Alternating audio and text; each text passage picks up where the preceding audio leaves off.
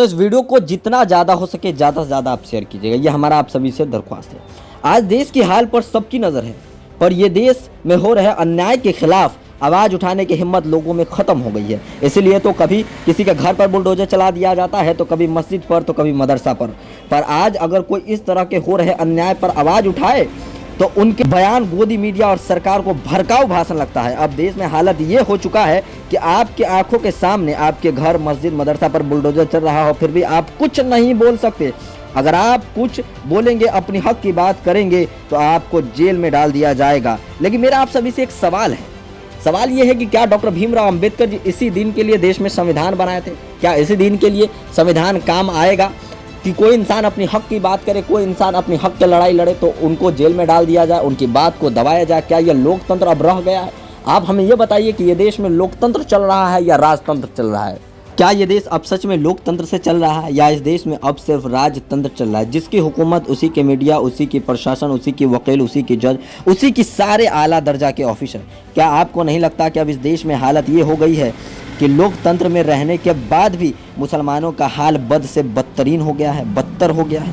अभी एक ताज़ा मामला हल्द्वानी से आ रहा है, जहां पर मदरसा को तोड़ने से विवाद शुरू हुआ। इत्तेहाद मिल्लत काउंसिल के प्रमुख मोहम्मद तौकीर रज़ा खान ने आवाज़ उठाया तो उनकी आवाज़ को दबाने की कोशिश की जा रही है। उनकी बातों को गोदी मीडिया भड़काऊ भाषण बता रही है, धार्मिक समुदायों को लड़ाने का भाषण बता रही है। क्या अब इस देश में हाल ये हो चुका है कि हमारी मस्जिद पर बुलडोजर चलाई जाए, मदरसा पर बुलडोजर चलाई जाए, लेकिन हम और आप कभी कुछ नहीं बोल सकते? अगर हम और आप कुछ बोलते हैं तो हम और आपको जेलों में डाल दिया जाएगा। हम आपको बता दें कि इत्तेहाद मिल्लत काउंसिल के प्रमुख मोहम्मद तौकीर रज़ा खां पर नोटिस भी आ चुका है। उनके साथ साथ 20 और लोगों पर भी नोटिस आ चुका है और मोहम्मद तौकीर रज़ा खां को कभी भी जेल जाना पड़ सकता है, सिर्फ इसलिए कि उन्होंने अपनी हक की बात की, सिर्फ उन्होंने मदरसा शहीद होने पर अपनी आवाज़ को उठाई, सिर्फ इसलिए उन्होंने मुसलमानों को जागरूक किया, सिर्फ इसलिए कि उन्होंने अपनी हक की लड़ाई लड़ने की कोशिश की। दोस्तों हम आपको बता दें कि बरेली में कल जुमे की नमाज के बाद हज़ारों की तादाद में मुसलमान जो है मौलाना तौकीर रज़ा खां के समर्थन सड़कों पर उतरे और उन्होंने जमकर नारेबाजी की।